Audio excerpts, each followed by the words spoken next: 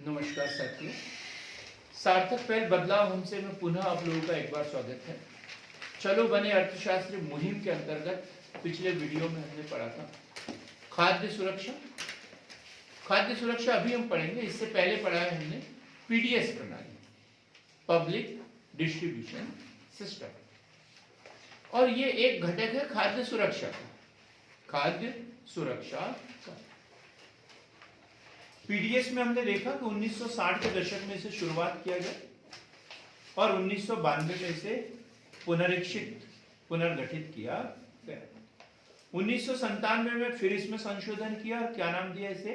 TPDS, targeted लक्षित सार्वजनिक वितरण प्रणाली। फिर दिसंबर 2000 में क्या किया? AAY, अंत्योदय अन्न योजना, और इसी कड़ी को एक महत्वपूर्ण रूप दिया है। अभी तक क्या था? जैसे अधिकार, हम राजनीति में थोड़ा सा जाते हैं, अधिकार और मौलिक अधिकार, अधिकार और मौलिक अधिकार, क्या अंतर है? अधिकार तो कोई भी सामान्य व्यक्ति पर, मौलिक अधिकार नैसर्गिक रूप से मिलते हैं। नैसर्गिक तो मानव अधिकार होता है, मौलिक अधिकार वो होते हैं जिसमें संविधान हमें गारंटी देता है, सरकार इसे पूरा करने के लिए बाध्य होती है। तो यही बात आ गई है खाद्य सुरक्षा। खाद्य सुरक्षा, अभी तक सरकार ये सब प्रयास कर रही थी, लेकिन उनके ऊपर कोई बाध्यता नहीं थी, ये नीति निर्देशक तत्वों के अधीन चल रहा था। लेकिन अब क्या हुआ? ये खाद्य सुरक्षा मतलब एक मौलिक अधिकार के रूप में बात की गई।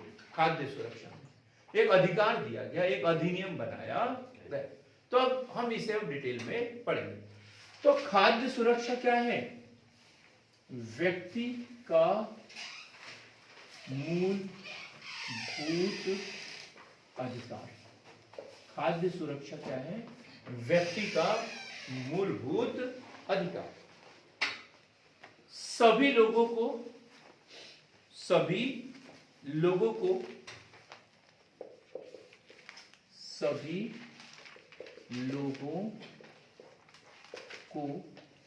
हर समय व पर्याप्त मात्रा में खाद्य उपलब्ध कराना। कोई ये ना सोचे कि खाद्य की बात कर रहा हूं मैं, खाद्य लिखा है मैंने, खाद्य सामग्री, खाने पीने की वस्तु सभी समय, हर समय मिलना चाहिए। मतलब सुबह शाम दोनों टाइम भोजन मिलना चाहिए। गर्मी के दिनों में भी मिले, बारिश के दिनों में भी मिले, और ठंड के समय में भी मिले। जब वो बेरोजगार हो तो भी उसे खाद्य मिले, खाने के लिए सामग्री तो मिलना ही चाहिए। और जब रोजगार पे लग जाए तो मिलेगा, लेकिन बेरोजगार हो तब भी उसे मिलना चाहिए। तो मतलब हर समय और पर्याप्त मात्रा में, पर्याप्त मात्रा में। ऐसा नहीं कि एक रोटी दे दिया, सुबह शाम एक एक रोटी दे रहे तो उसे खाद्य सुरक्षा बोलेंगे क्या? नहीं, हर समय मिलना चाहिए, पर्याप्त मात्रा में मिलना चाहिए, ताकि वे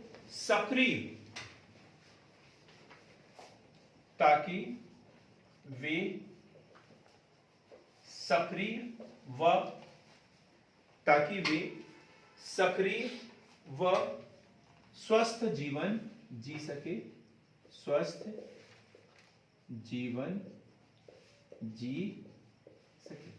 ये खाद्य सुरक्षा की कुछ बातें हम पढ़ रहे हैं। दो पहलू है इसके, खाद्य सुरक्षा के मुख्य रूप से दो पहलू। खाद्य सुरक्षा के दो पहलू हैं। कोई बताए कौन कौन से हैं? दो पहलू कौन कौन से खाद्य सुरक्षा के? अंकित,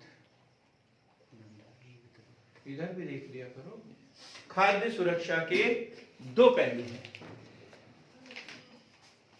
खाद्य सुरक्षा के दो पहलू, एक उत्पादन और दूसरा क्या होगा? वितरण। एक उत्पादन और दूसरा वितरण। उत्पादन होना बहुत जरूरी है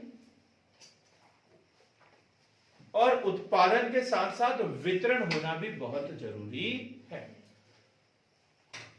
पता चला कि उत्पादन हो गया और वितरण नहीं हुआ। उत्पादन तो बहुत हो गया, लेकिन यदि हम उसका सभी लोगों तक वितरण ही नहीं कर पाए तो खाद्य सुरक्षा होगी क्या? नहीं। और हमने वितरण की तो बहुत अच्छी प्लानिंग कर ली है और उत्पादन ही नहीं हुआ तो भी काम नहीं चलेगा। तो सबसे पहले उत्पादन करना है ताकि खाद्य भंडार जो है वो रहे हमारे पास में, और फिर उचित नियम के माध्यम से उसका वितरण भी करें। तो दोनों चीजें, तो इसके दो पहलू या दो घटक कौन कौन से हैं? उत्पादन और वितरण। उत्पादन और वितरण, उत्पादन और दूसरा क्या पढ़ा हमने? वितरण। अब हम पढ़ते हैं खाद्य सुरक्षा के घटक। खाद्य सुरक्षा के तत्व, तो 3 तत्व है इसके। कितने तत्व है? 3। तो सबसे पहला है उपलब्धता,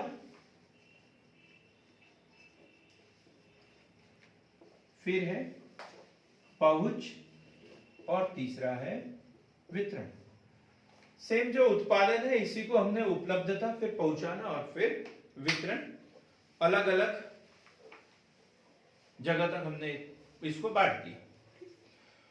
तो सबसे पहले क्या है? उपलब्धता। उपलब्ध होना चाहिए, मतलब इसमें जो चीज है वो उत्पादन से संबंधित, उत्पादन से संबंधित। और फिर पहुंच, पहुंच है, तो उपलब्धता में तो क्या आ गया? उत्पादन आ गया कि उपलब्ध होना चाहिए। फिर पहुंच, पहुंच दो तरीके से, आर्थिक और भौतिक। आर्थिक और भौतिक पहुंच। अब ये कैसे समझेंगे?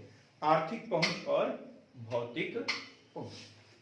तो आर्थिक और भौतिक, भौतिक में तो खाद्यान्न है वहां पर, लेकिन लोगों की क्रय शक्ति भी तो होनी चाहिए, लोगों के पास में खरीदने की क्षमता भी होना चाहिए, है? तो भौतिक रूप से पहुंचाना अलग बात है, और फिर आर्थिक रूप से पहुंचाना मतलब खाद्यान्न के साथ साथ क्रय शक्ति भी लोगों की बढ़ा जाए, तो ये आर्थिक पहुंच। क्लियर हो गया ना? दो तरीके से, भौतिक और आर्थिक। भौतिक और आर्थिक। भौतिक में हमने क्या किया? दुकानों तक पहुंचा दिया, और आर्थिक मतलब लोगों को रोजगार वगैरह तो दे ताकि उनके पास में पैसा हो और पैसे से उसे खरीद सके, तो उसे क्या बोलेंगे हम? आर्थिक पहुंच। क्लियर हो गया ये? भौतिक और आर्थिक। अब फिर है वितरण। अब क्या है? वितरण। तो वितरण में हमने ढेर सारे घटकों को इसमें शामिल किया गया है। तो वितरण में देखें तो सुसंगठित वितरण व्यवस्था, सुसंगठित वितरण व्यवस्था, इसके लिए क्या होना चाहिए? परिवहन होना चाहिए, ताकि एफसीआई से खाद्य भंडार से वहां तक जो लक्षित वर्ग है वहां तक पहुंच सके। ठीक। फिर वहां उचित मूल्य की दुकान होना चाहिए, लोगों के पास में राशन कार्ड होना चाहिए ताकि उसके आधार पर वो क्रय कर सके। भंडारण की व्यवस्था होना चाहिए, जहां से जो उचित मूल्य की दुकान है वो भंडारण की व्यवस्था। ये सारी बातें काय के अंतर्गत आएगी? पूरी की पूरी सुसंगठित वितरण व्यवस्था। सुसंगठित वितरण व्यवस्था, सुसंगठित वितरण व्यवस्था। इसके बाद है पोषण आवश्यकता को पूरा करना। पोषण आवश्यकता को पूरा करना। देखो ये सब बातें हमारे दिमाग में आखिरी तक रखेंगे, जो ये वीडियो हमारा कंप्लीट होगा तब तक। कुछ बातें ऐसी है जिसको हम यहां पढ़ेंगे और समझेंगे बाद में। तो पोषण आवश्यकता को पूरा करना।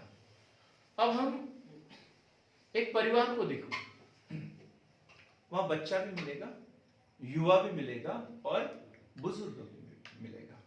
क्या उनको गेहूं दे दिया तो क्या सभी का पोषण हो जाएगा? क्या नहीं।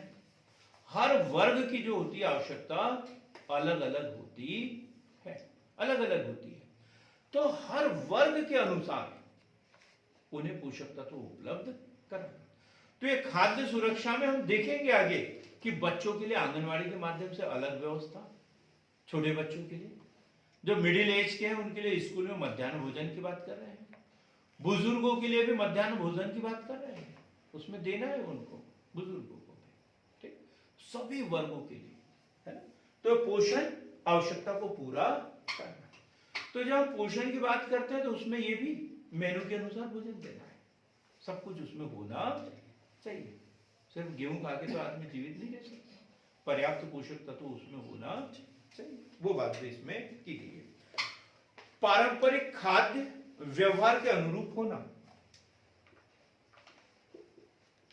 पारंपरिक खाद्य व्यवहार के अनुरूप, जो पोषक तत्व, जो पोषण दे रहे हैं, जो खाद्य पदार्थ दे रहे हैं, वो उनकी परंपरा के अनुसार होना चाहिए।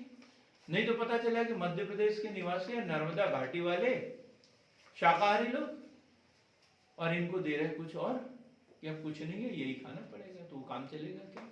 नहीं, जो वो लोग खाते हैं वो उनको देना पड़ेगा, जो उनकी आदत में है वो भोज्य पदार्थ उनको उपलब्ध कराना पड़ेगा।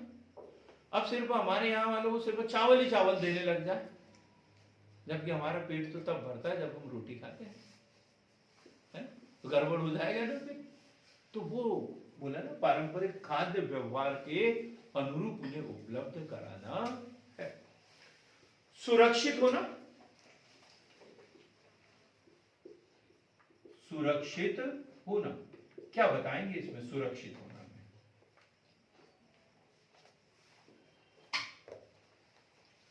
रवि सर, आज तो मैंने आपका नाम ही नहीं लिया। हाँ? सुरक्षित होना कैसे? भाई खाद्य सुरक्षा की बात कर रहे हैं,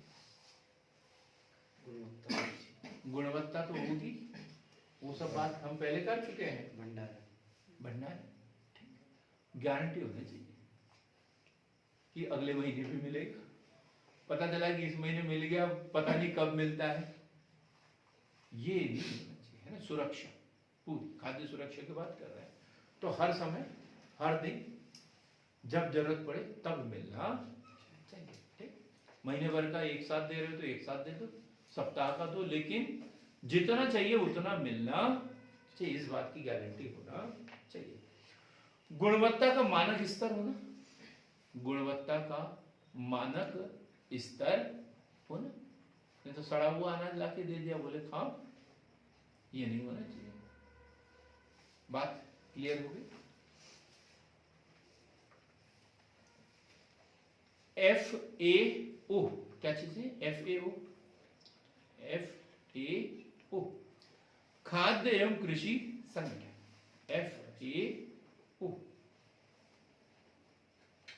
FAO खाद्य एवं कृषि संगठन,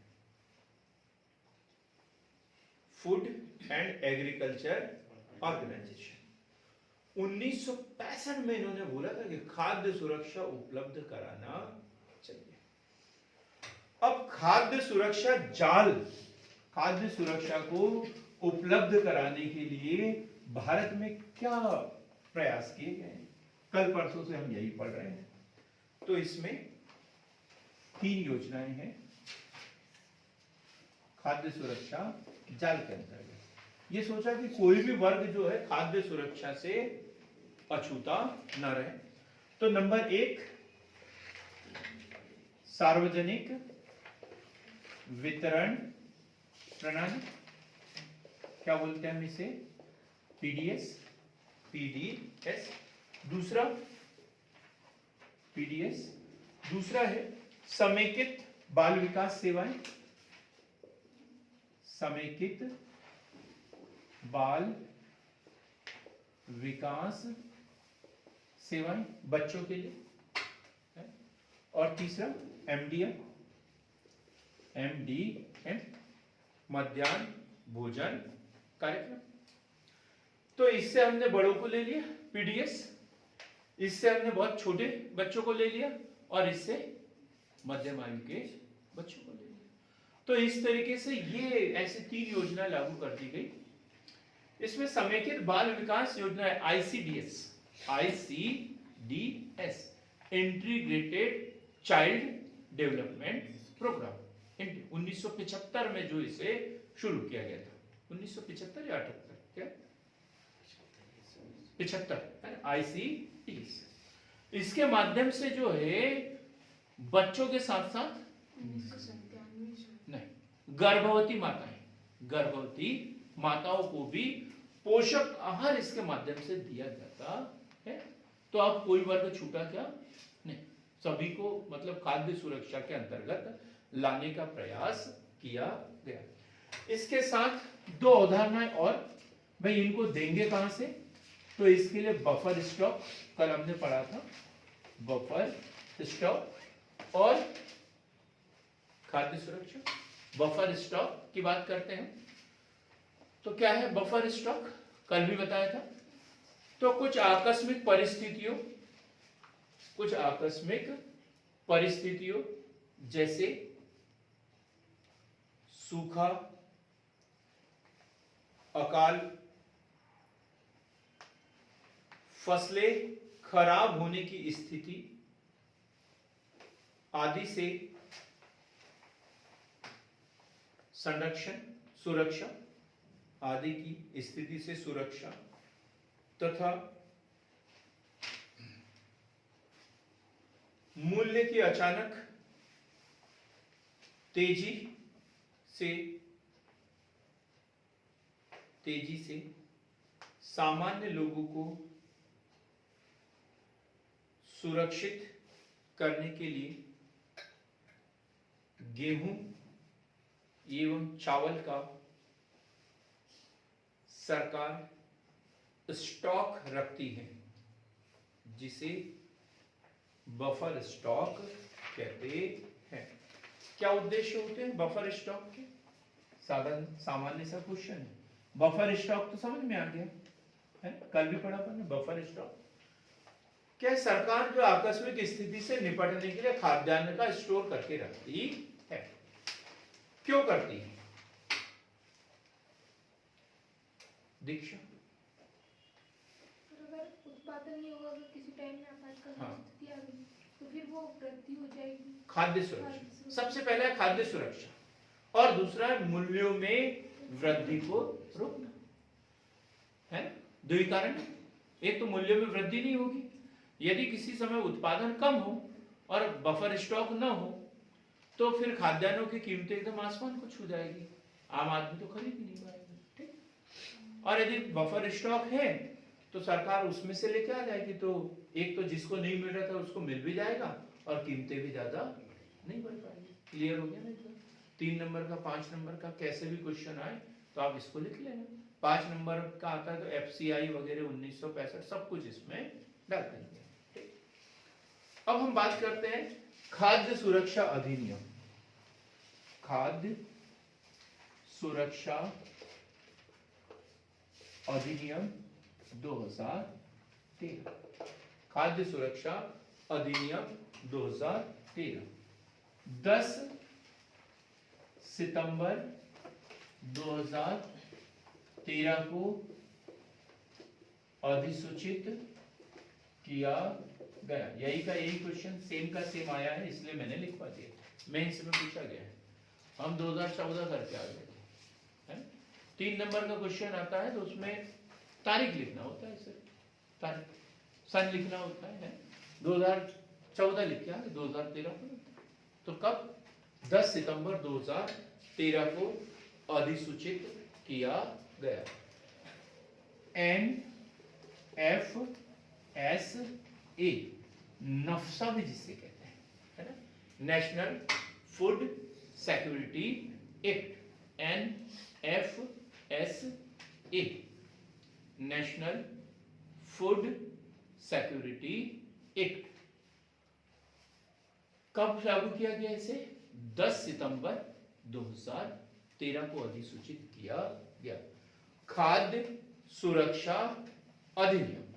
अब ये अधिनियम बन गया, इसके तहत जो हमें अधिकार दिया, तो अब वो क्या बन गया? ये मौलिक अधिकार बन गया, हमारा मूल अधिकार बन गया। तो एनएफएसए 2013 खाद्य सुरक्षा के क्षेत्र में एक युगांतकारी कदम।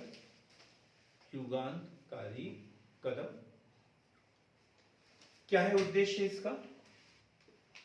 किसी को पता है क्या उद्देश्य? एनएफएसए का उद्देश्य क्या है?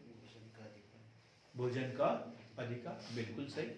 और कोई कुछ बोलना चाहेगा? प्रियंका आज तो कुछ बोल ही नहीं रहे आप। बर्थडे कुछ अच्छा नहीं हुआ लगता है, कुछ कमी रह गई उसमें, है ना? हमें ऐसा लगता है कि जो बर्थडे मना के आता है तो वो खूब बोलता है खुशी के मारे। आज बोल नहीं रहे लेकिन आप, और इतनी दूर बैठ गए हो, है ना?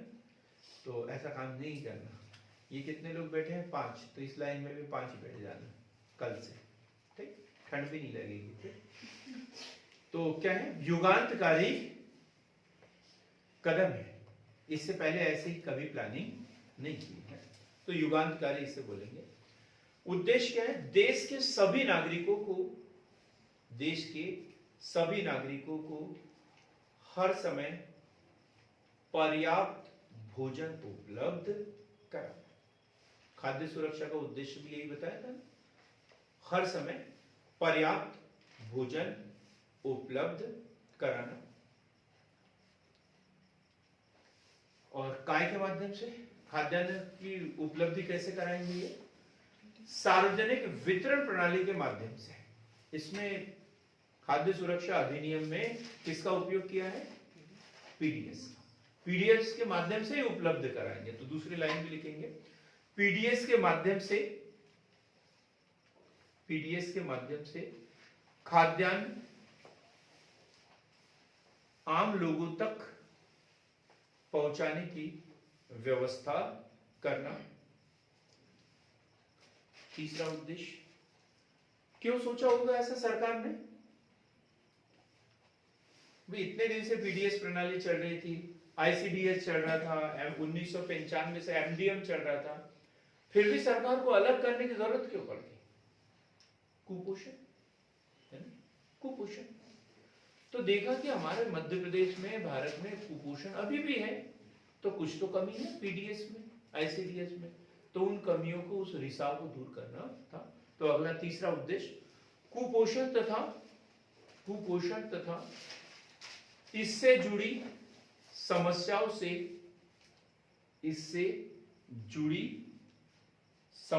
से छुटकारा पाना।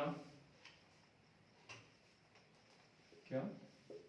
कुपोषण व इससे जुड़ी समस्याओं से छुटकारा पाना। और ये जो छुटकारा पाना है, ये हर व्यक्ति का मौलिक अधिकार है, कुपोषण से छुटकारा पाना। तो एक ये भी उद्देश्य था। तो कौन कौन से उद्देश्य? भारत में रहने वाले हर व्यक्ति को हर समय पर्याप्त भोजन उपलब्ध कराना, पीडीएस के माध्यम से खाद्यान्न पहुंचाना, और तीसरा क्या? कुपोषण व इससे जुड़ी हर समस्या से छुटकारा दिलाना। खाद्य सुरक्षा अधिनियम पर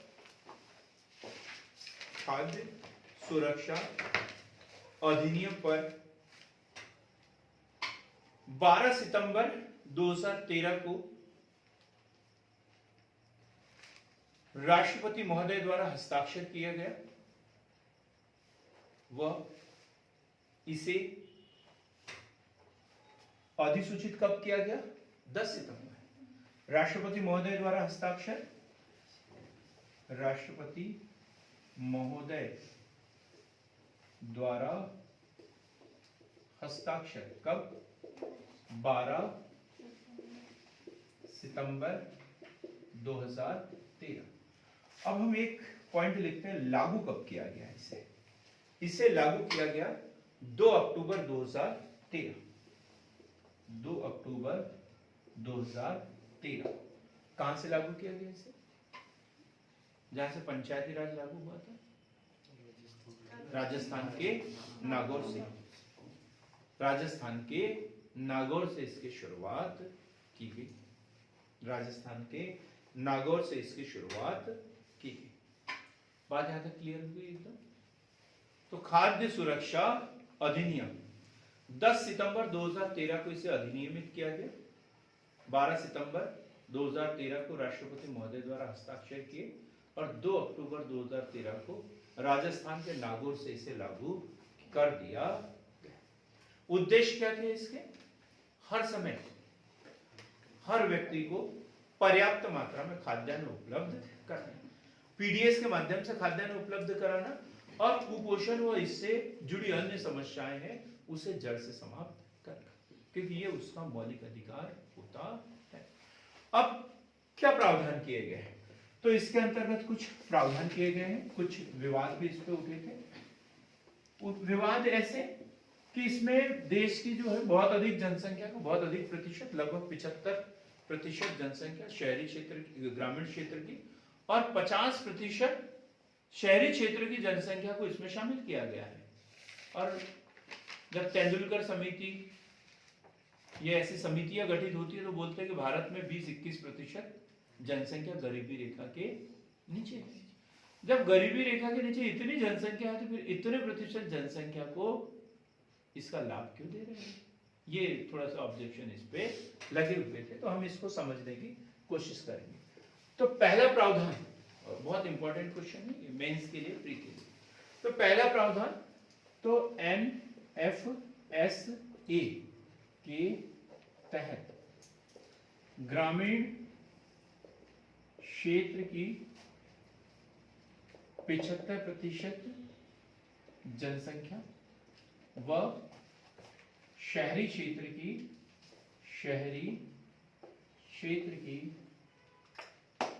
50% जनसंख्या, शहरी क्षेत्र की 50% जनसंख्या, कुल जनसंख्या का 67% भाग, कितना? 67% भाग या 2/3 को टीपीडीएस लक्षित सार्वजनिक वितरण प्रणाली, टीपीडीएस लक्षित सार्वजनिक वितरण प्रणाली के माध्यम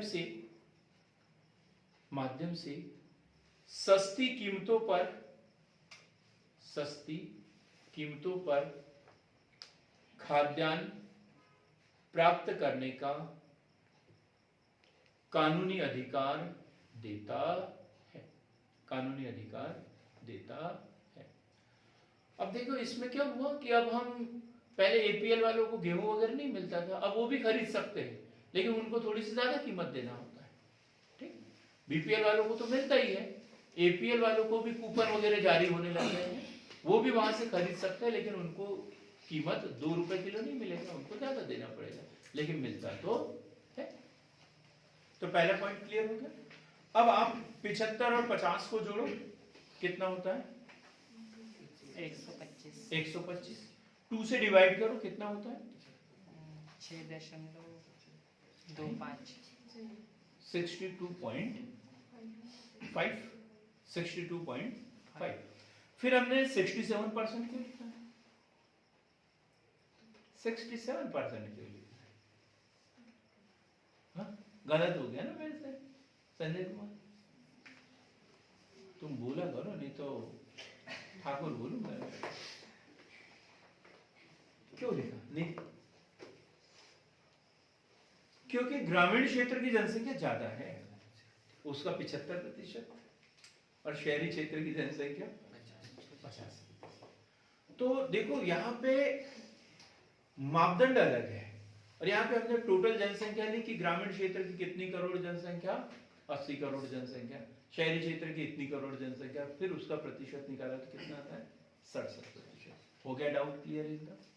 ठीक है, डाउट ऐसे ये यहाँ पे था।